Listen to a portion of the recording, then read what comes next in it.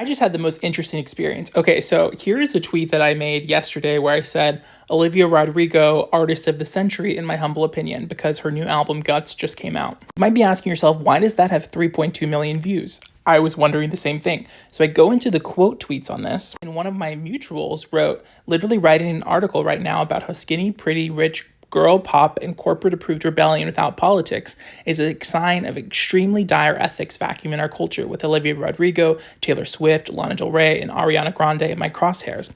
Now that tweet went viral, and since I was quote tweeted in it, then apparently there's a conversion of how many people have seen your tweet. What's really interesting is what happened next, right? So we both of us have been getting lots of not so great feedback from the world.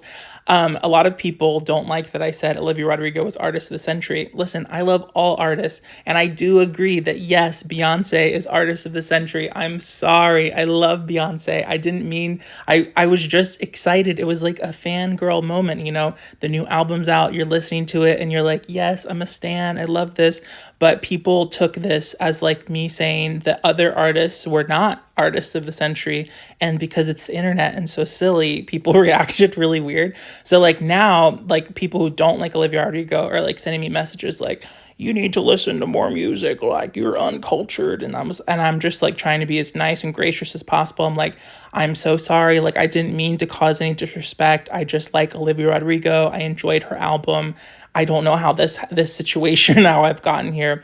But then this person, who is my mutual, Vanessa, I think her name is, on Twitter, she started getting a lot of hate from all the Olivia Rodrigo fans who were then why are you doing this? Liberals can't have fun, all these things. But I actually think her article is a really interesting idea, and I'm excited to read it. And so I tried to just respond super lovingly with kindness to everyone. Which is what I try to do whenever I can. Obviously, there are limits. And then I also responded below her post being I can't wait to read this. Sounds really interesting.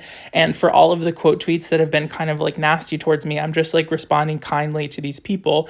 But it's so interesting. I think what's fascinating is that I don't know. It's just, I feel the internet is so strange because people want to it's so polarizing, right? People hop on the hate train, either pro or against something. And then they just really dig in.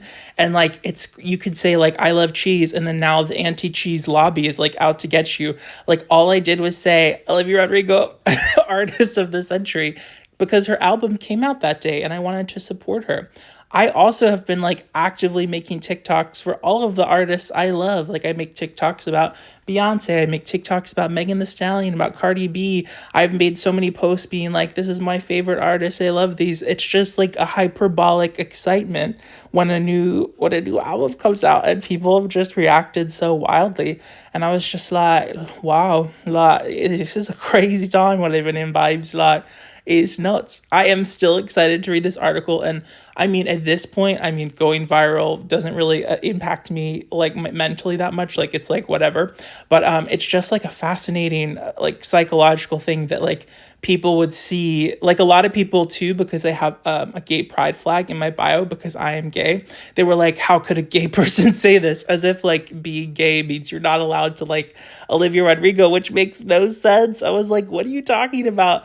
And then people, because I went to Dartmouth, which is an Ivy League school, they were how could a person that went to an Ivy League school say this? And I'm just oh my gosh, guys, it was a brief moment of standing a artist that I really love. That's it. It's not that deep.